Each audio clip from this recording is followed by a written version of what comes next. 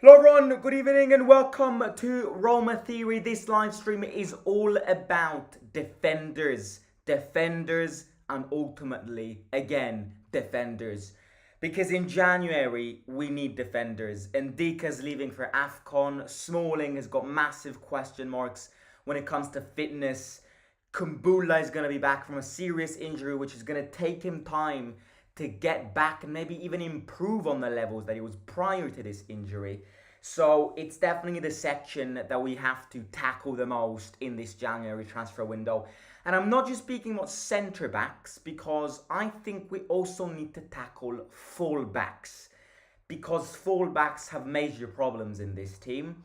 So we have a defensive structure to rebuild, let's call it. It's not going to be easy because, again, we can't expect us spending a lot of money. It's not going to happen. It's going to be, yet again, another transfer window based on opportunities, based on loans, and that's the sad reality and all of this. So again, I'm not expecting Pinto to launch himself in January and start spending money, because it's not going to happen. We're used to this now. FFP is driving us crazy and all of this. So once again, it's going to be a very restricted transfer window. But it also needs to be a very efficient one. And this is where I want to start. Little introduction, then we'll obviously make our way on to some very big news on Smalling. And also, we're going to speak about the defenders we're linked with. Now, efficiency. Oh boy. Pinto, please tune in into this live stream and please listen to this. Efficiency. If anyone thinks that this summer transfer window has been efficient, they are wrong. This summer window has been the opposite of efficient.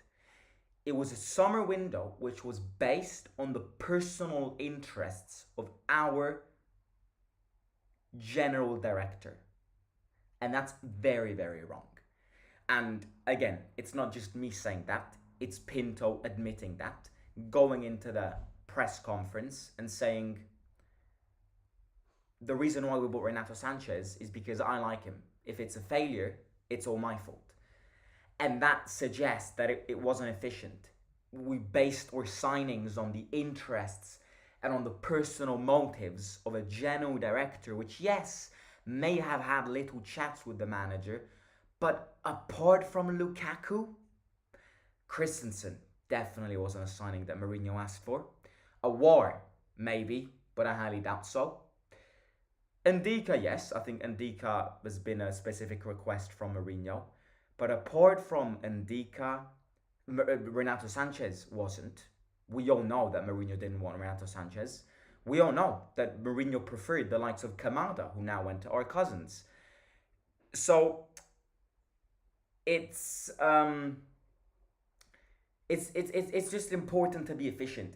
Again, I've mentioned this yesterday. We haven't got time to start negotiating. Oh, can you open up for loans? Maybe. No. Can you open for loans? No. I'm gonna go on. We don't have time for that. We've seen how much time we wasted in this summer window. We can't waste time. I've said this yesterday. By the 1st of January, we need a defender. Because the second a defender leaves for AFCON, we need a defender coming in. So by the 1st, 2nd of January, we need to know who we're signing and we need to have him departing in Rome. Because it's the only way we go. Speaking about Smalling, I'm reading comments about Smalling. Now this is very interesting.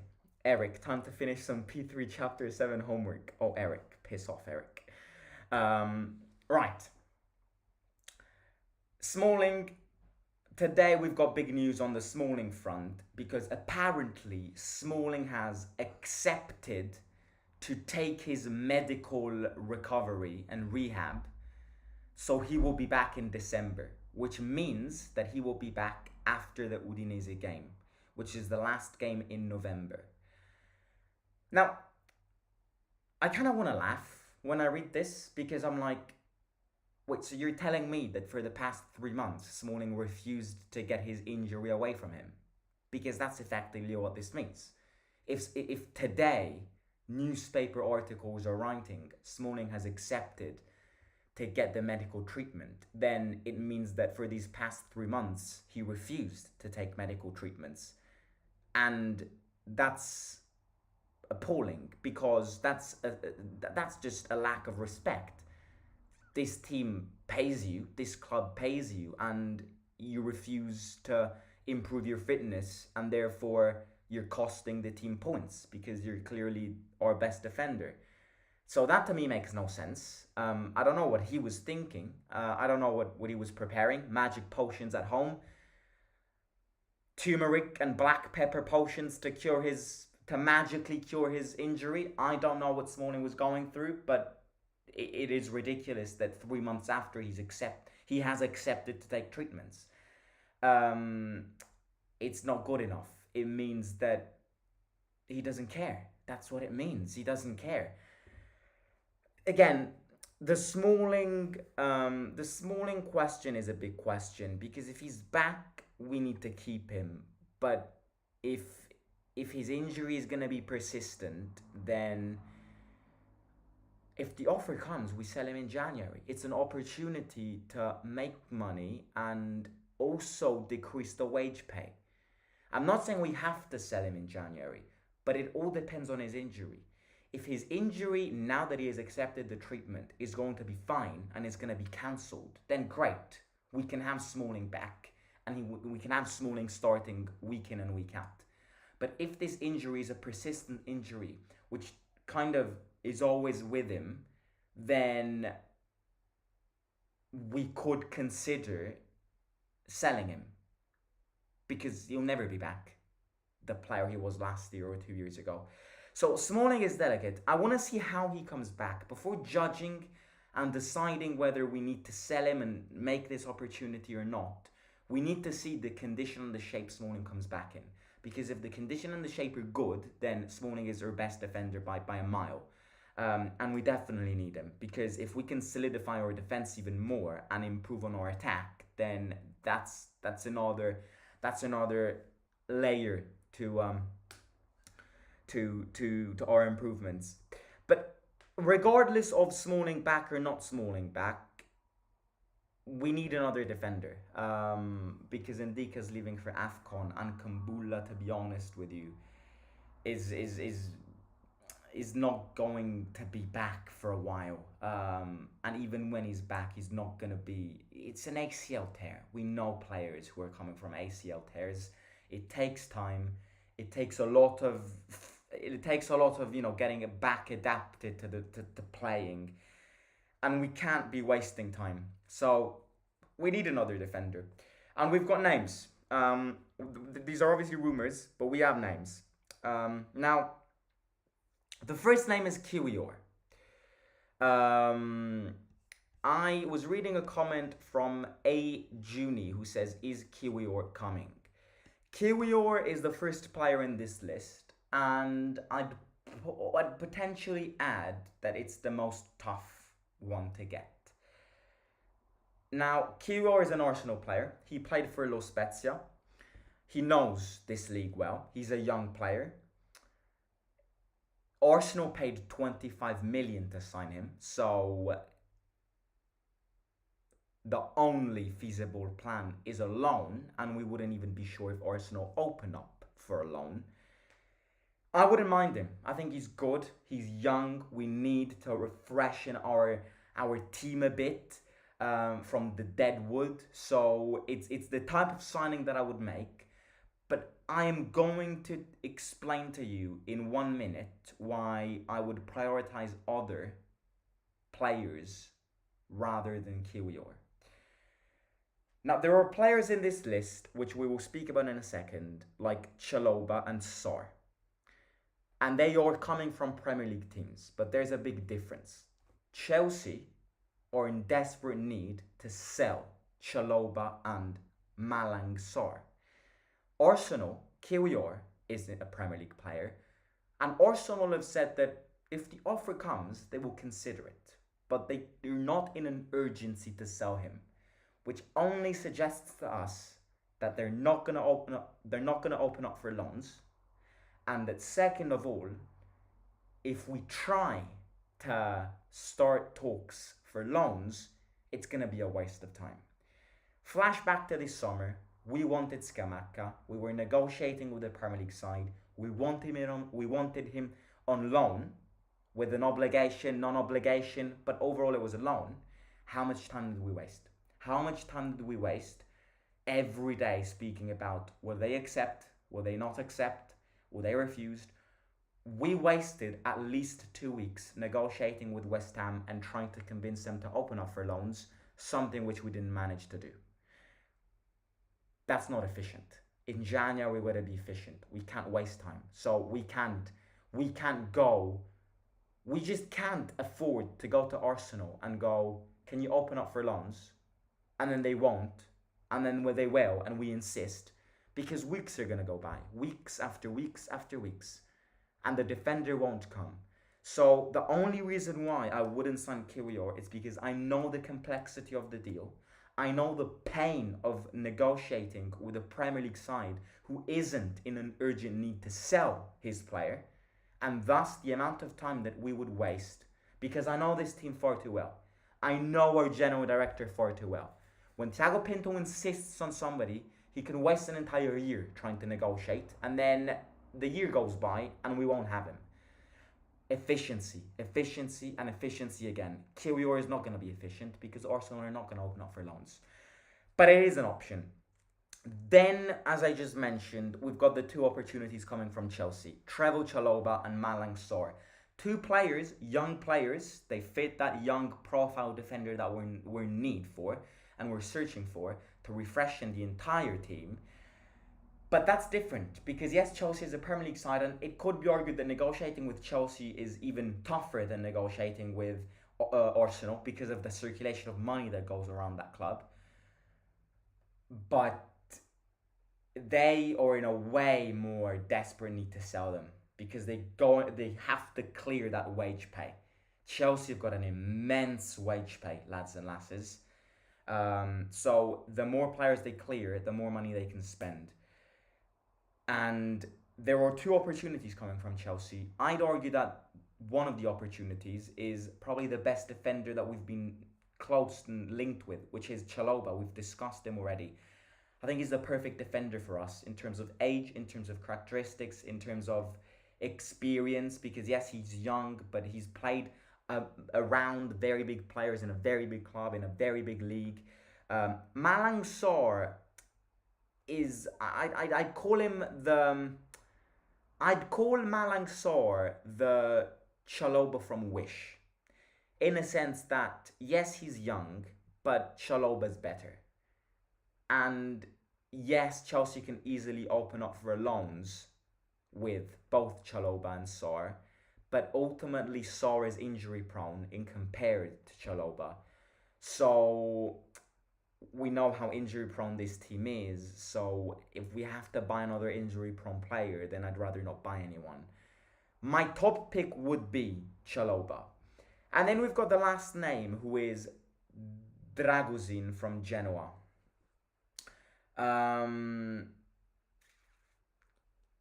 Not bad, but they won't sell you Dragozin in January. You know, he's coming from Genoa, and I always mention when it comes to negotiating with these small teams how it's easy. If you're Roma, it's easy. If you present the money that they ask for, even less than the money that they ask for, they're gonna accept it. Problem is, again, they're not gonna accept loans, because why would Genoa loan a player out when he is one of the best players in their season and Genoa are having a good season? So again, finding teams who open up for loans in January windows is going to be very complicated, and that's another reason why this January window is going to be very complicated for us, because January windows aren't summer windows. You don't hope for teams opening up for loans, because apart from a few cases like Chalobah and Sarr, teams don't open up for loans in January because the player is part of their team. So unless they get the money, they're not gonna let him go. Dragozin is a good option. What I like about this list is that at least it's a young list. Don't get me wrong, I have my top pick and I have the pick which I wouldn't focus on. Everybody, that's how football works. Everybody here, from the players that I mentioned, has their favorite, the player which they don't want, the player who they consider as a mediocre signing. But ultimately, all of them are young players, and that's something good. At least we're not going to sign another Deadwood. At least we're going to sign somebody who might have a long term project with this team, and that's definitely good. People are saying Dyer in the chat. I don't want him. I don't want him. I don't want Eric Dyer in my team. Not because he's not good as a player. I mean, he's not amazing as a player, but just because he's Deadwood. He's old. It's a, we need to stop signing these players. And don't get me wrong, yes, if Mourinho really wants him, he needs to get him. But I can guarantee you that any of these four players that I mentioned are better than Eric Dyer. Kiwior, Chalobah, Sar, and Dragozin, in my opinion, are all better than Eric Dyer. He can bring the experience, but we need to start focusing on the sustainability of our projects. Signing players like Eric Dyer is the opposite of being sustainable, because especially if Mourinho's leaving at the end of the season, especially if our manager is the one who wants him and yet he's the one who's going to leave at the end of the season. So they need to be strategic signings. I'd rather a young player. I'd rather spend money on a player who can stay here a lot, who can plant his roots here and restart his career, refreshen up. Dyer's almost done with his football career. He would come to Roma, play a few games, and then he'd retire after a few years. So I really want to try something new. Something new. It's not me trying something new. It's in us trying to sign better players who can also be more efficient in our overall project. Marcos Leonardo says bigger, and I don't think it's gonna happen. I don't think it's gonna happen because I think the attack is not the section to improve on in January. I would love a young player to grow like Marcos Leonardo, but we have to choose strategic players, efficient players. We can't be wasting time, and especially we can't be wasting money. I'm not saying that spending money on Marcos Leonardo is a waste. That's not what I'm saying. I think it would be very good, but we're in a position where if we sign Marcos Leonardo, then we won't be able to sign a defender. And if I had to choose between a striker right now or a defender right now, I would have to choose a defender just because we've got the strikers. Lukaku's playing perfectly. Belotti is a different player from last year, and Azmoun has a quick reactionary thing in games. Attack is not the priority anymore. It's definitely the defense.